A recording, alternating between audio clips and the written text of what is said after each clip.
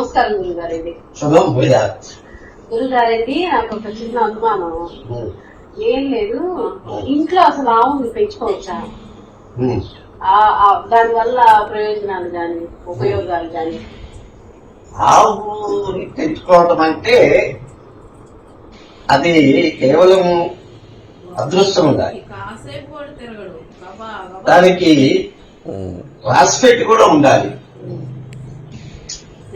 ఆవు అనేటువంటిది ఒక దివ్యత్వమైనటువంటి ఒక జీవి.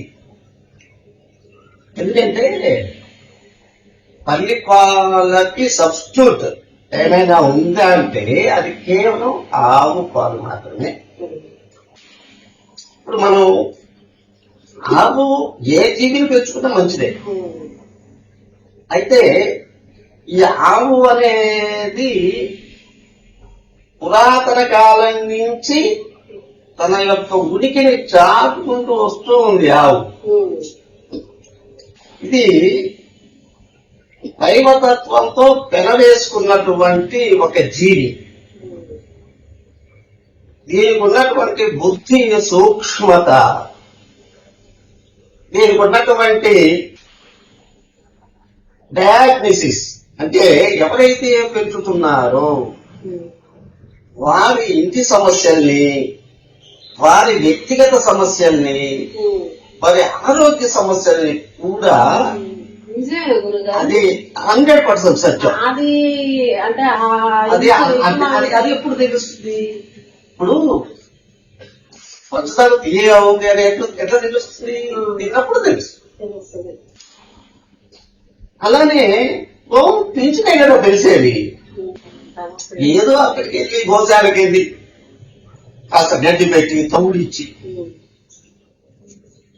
కొంచెం రమ్మంటే ఎలా వస్తుంది? అది నీకు మిమ్మల్ని జడ్జి చేస్తుంది గోమాత. అందుకే ఇప్పుడు పుగడేవులు ఆవులు అని చెప్పి వచ్చినాయి కదా. ఇప్పుడు అనేక మంది కృష్ణరాజు గారు కానీ లేకపోతే వీళ్ళు ఏం చేశారు, ప్రతి ఇంట్లో ఖచ్చితంగా ఒక గోవు ఉండాలి. ఆ ఆవు స్పర్శ ప్రతి ఇంటికి మనం ట్రై చేయాలనే సంకల్పంతో ఉన్నవాళ్ళు. వాళ్ళు చిన్న పిల్లల్ని అంటే ఒక 2 అడుగులు, 2.5 అడుగు, ఇంకా తక్కువ. అది మన ఇంట్లో ఇప్పుడు ఈ బంగారాన్ని మనం ఎట్లయితే పెంచుకుంటున్నాము, లేకపోతే 2 గణపతి గారిని సిద్ధిమాతను ఏ విధంగా అయితే 2 పిల్లులు ఏ విధంగా పెంచుకుంటున్నాము, అలా పెంచేసుకోవటమే. దాన్ని మనం బయట కట్టాల్సిన అవసరం లేదు. అది మెట్లెక్కుతుంది, అవసరమైతే మన మీద కూడా ఎక్కుతుంది. అది అర్థమైందా? అంత విచిత్రమైనటువంటి పవిత్రమైన. ఇప్పుడు కలియుగ దైవం వెంకటేశ్వర స్వామికి అక్కడ వెంకటేశ్వర స్వామి ఉన్నాడు. ఆయనకి క్షీరవరి వాళ్ళనేంత అద్భుత జ్ఞానం ఒక్క గోవుకే సొంతం. కృష్ణ పరమాత్మ చిట్టి ఆవులతో లేక దూడలతో అద్భుతమైనటువంటి రాసలీలా క్రీడావిరామాన్ని ఆయన జరిపాడు.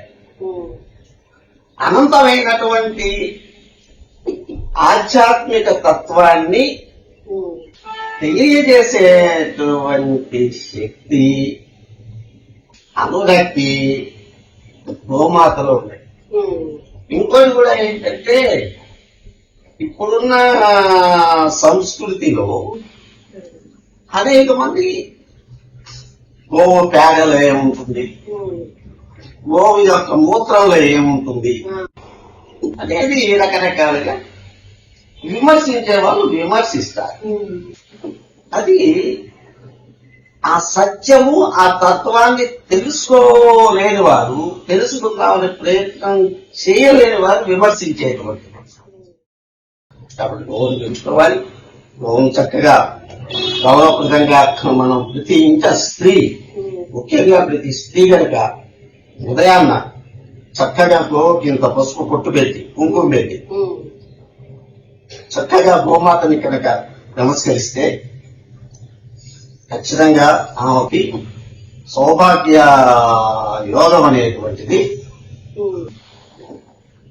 నిర్విఘ్నంగా కొనసాగుతుంది. ఆ యోగం అనేటువంటి చెయ్యాలి. సనాతన ధర్మాన్ని, సనాతన ధర్మం అంటే ఈ రుజువుతో కూడిన సనాతన ధర్మం. ఓం యొక్క విశిష్టత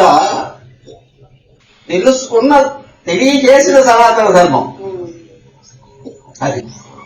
కొన్ని మూఢమైనవి ఉంటాయి, వాటిని వదిలేద్దాం.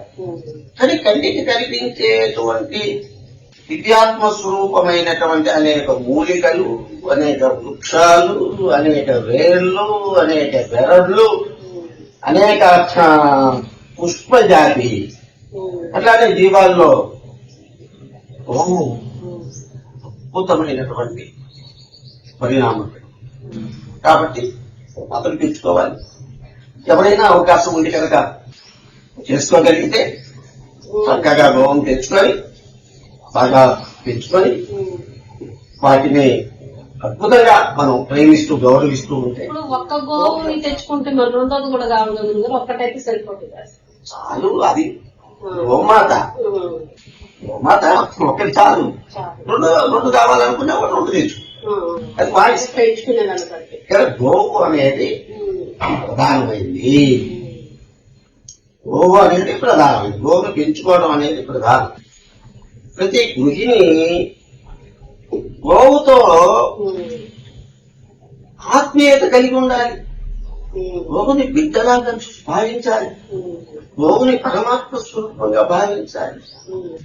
గోవున్న చోట ఎదుగునైనటువంటి కృష్ణ పరమాత్మ ఎప్పుడు నివసిస్తాడు. గోవు ఉన్న చోట కామదేవుని యొక్క ఆశీస్సులు నిరంతరం ప్రవహిస్తూ గోవుని పూజిస్తే సర్వ దేవతల్ని నువ్వు అర్చించినట్లే. ఎందుకయ్యా అంటే గోవు అత్యద్భుతమైనటువంటి సాధుదేవి, సాధుతత్వానికి ప్రతీక గోమాత. ఎవడైతే గోవును పెంచుతూ ఉంటాడో, ఎవరైతే గోవుతో అనురక్తిని కలిగి ఉంటాడో, సహవాసాన్ని కలిగి ఉంటాడో, వాడు ఉండే కొంది సాత్వికుడై సమాజంలో ఒక శక్తి ఆయుధధారిగా వర్ధిల్లుతాడు. కాబట్టి గోవుని ఎప్పుడు మనం కాపాడాలి. గోవుని మనం ఎప్పుడో వెళ్ళి ఊరికి దానికి ఒక గడ్డి పెట్టి దానికి ఏదో దానికోసం మళ్ళీ ఫోటోలు తీసుకొని అవన్నీ డిస్ప్లే చేయడం కాదు. అది చదువులా నేను ఇంత చేసే వారికి సొంతలో ఉన్న వాళ్ళు గోవుని పెంచుకోవడం ఇబ్బంది చిన్నది. కాబట్టి నువ్వు కూడా తొందరలో ఒక గోవుని తెచ్చుకొని పర్లేదు, ఆశ్రమంలో ఉంటాయి, చక్కగా వచ్చి ఆడుకోవచ్చు. గోమాతతో శ్రావణ మాసంలో మనం ఖచ్చితంగా తీసుకొస్తున్నాం. తప్పనిసరిగా మనం గోవుతో మన పీఠంలో అన్ని చోట్ల తిరుగుతుంది. మన కాళిక అమ్మవారి దగ్గరికి వెళ్తుంది, శివయ్య దగ్గరికి వెళ్తుంది, నాగరాజ దంపతుల దగ్గరికి వెళ్తుంది, బాబా వారి దగ్గరికి వెళ్తుంది. శివలింగం చుట్టూ తిరగడం కూడా అలవాటు చేద్దాం. చక్కగా అంతకంటే ఆనందం ఏముంది చెప్పి జీవితానికి. అది ఎందుకంటే మానవుడు శాశ్వతం కాదు కదా. శాశ్వతం కాని అశాశ్వతమైన వాటి కోసం పరిగెత్తి సొమ్మసిల్లి 100 సంవత్సరాలు బ్రతకాల్సిన వాడు కూడా 40 ఏళ్ళకి 50 ఏళ్ళకి కట్టేస్తున్నారు. దేనికోసం? అసూయలు, ఈర్షలు, ద్వేషాలు, కక్షలు, కార్పణ్యాలు, వీటన్నిటిని కూడా జయించేటువంటి పరిణామ క్రమంలో గోవు అనేటువంటిది సహకరిస్తుంది. సహనావతు సహనము భునత్తు సహవీర్యం గలవావహై తేజస్వినావధీతమస్తు మా విద్విషావహై. ఓం శాంతి శాంతి శాంతి. చాలా థ్యాంక్స్. చాలా అర్థమయ్యేటట్టు చెప్పారు. తొందరలో మేము కూడా ఓన్ కొనుక్కోవాలని కోరుకుంటున్నాను. దాన్ని మా ఇంట్లో బిడ్డలా పెంచుకుంటాను. తదాస్తు.